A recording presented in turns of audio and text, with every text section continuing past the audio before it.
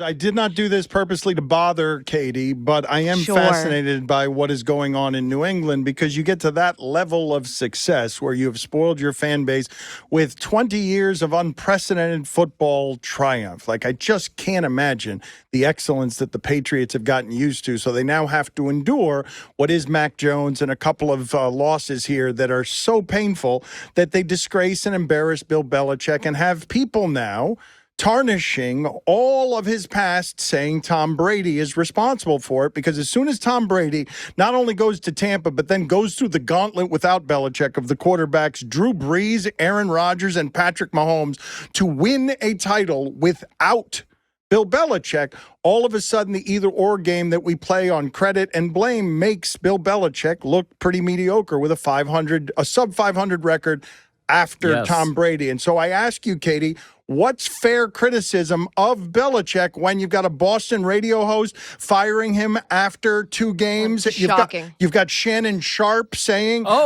Dan, it's not just the gas bags that we think of as gas bags, by the way. Our very smart friend Dominique Foxworth said this. I'm happy about all of this because sometimes you get a little arrogant and you got to learn from a little discomfort. So I'm happy for Bill Belichick because now he's learning. Not only can you not substitute anybody in to be a coordinator or quarterback, and not only can you rely on your defensive acumen to strengthen your team throughout the course of this season, at some point you got to accept that you're not a genius. Not a genius. Yeah. Look, I'm not a coaching genius either. So I can't really critique it from that level of understanding. I just feel like we are so in sports media quick to be like, he's the greatest or he sucks and has no talent. And we never are very good at this in between of like, there's a lot of factors that go into this. It was crazy to me when Brady left and everybody's like, we're going to see if it was Brady or if it was Belichick. Like, what? It was probably both.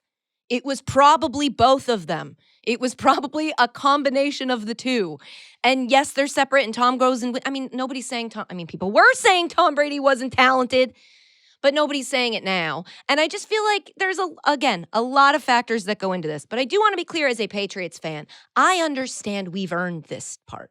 I understand this is the part where you're like, okay, you can't just love watching your team play football every weekend. Sometimes it's going to absolutely suck. Now, I forgot that it sucks this bad. Yeah, it hasn't 34-0 to the Saints, 38-3 to the Cowboys. But it hasn't. Time. It has, Katie. In your life, like in your lifetime as a sports fan, the Patriots haven't sucked like that. Like, that's what Tom Brady and Bill Belichick bought you. It's been 20 years, correct? Like, so Yeah, I don't and know. I'm only 20, so I've never seen this. I'm just saying, like, when were the Patriots the last 2 games that the Patriots have played? I think a generation has not seen the Patriots ever play those 2 games.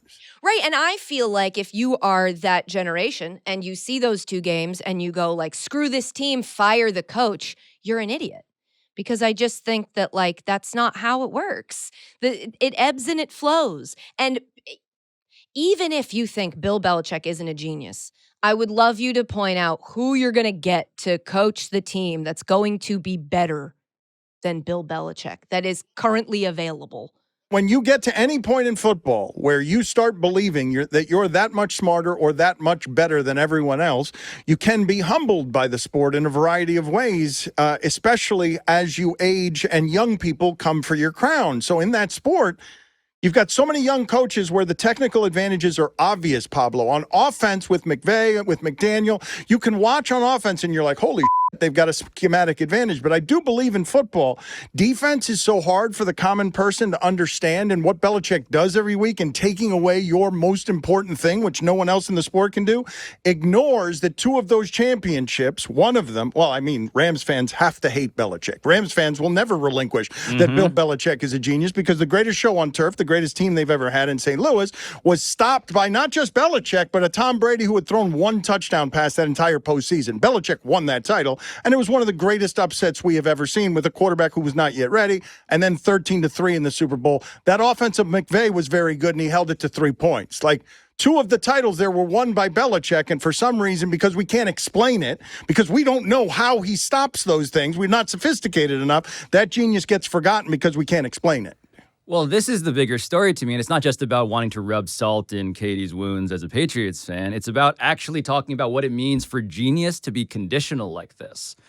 When you declare someone a genius after 20 years of clear, unambiguous, genius behavior, what does it take for us to take it back? 2 games. One mistake. 2 games.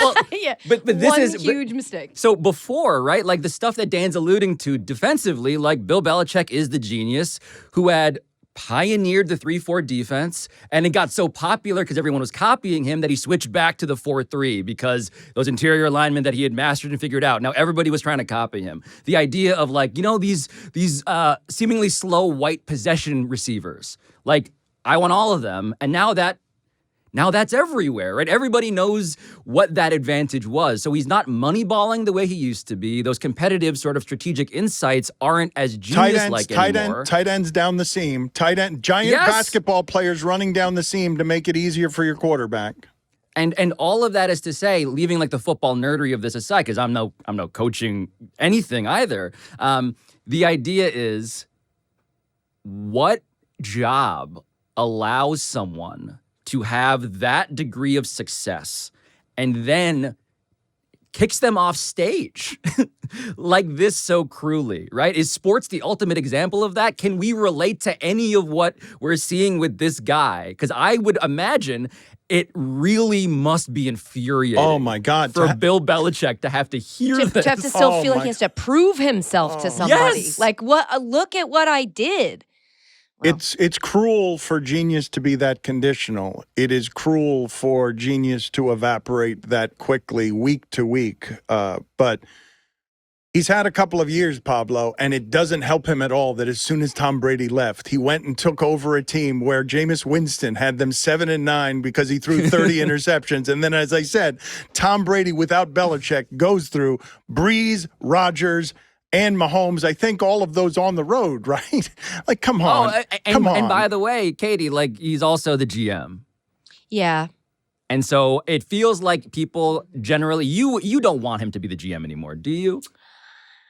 I think that Bill should do You are- whatever yeah. he. See, this wouldn't. is the behavior of a person who actually like feels like it feels I'm like emotionally connected. You owe him something. Yeah, I is mean, what I'm in Bill we getting trust. from you. Like I just have that ingrained in Bill we trust. I assume he knows better than I do, and I just let him in football.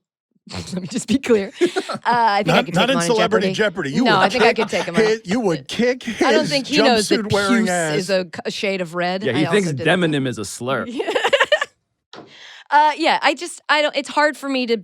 Who the hell am I to sit here and criticize Bill Belichick is what's happening But Pablo, in my head right now. I'm with Katie on this part of it, right? Because I'm going through this in Miami, right? Like I was just having this conversation with Mike Ryan, who feels after 20 years of Pat Riley making the Heat matter, the way he made the Knicks matter, the way that he made the Lakers matter, they're fed up because That's right. No, you're going through that with him, exactly. But I'm going through it from this angle, right? I'm like, because people are coming at me and like, Dan, you're not going to criticize anything about Riley? And I'm like, look, at some point, I have to say that somebody obviously has a level of expertise over what they're doing that is above my critique. It's above my pay grade. He obviously knows, Belichick and Riley clearly know something about sports leadership that I am not sophisticated enough, smart enough, worthy enough to do too much questioning of, because they've done it so long that they can know more than I do. I'm with Katie on this.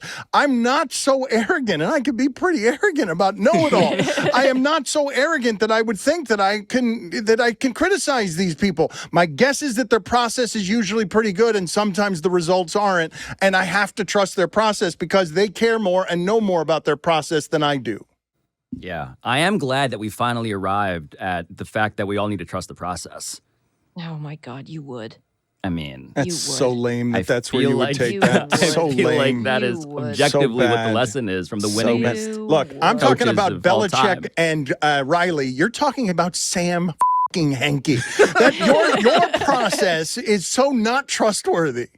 He would kill Celebrity Jeopardy.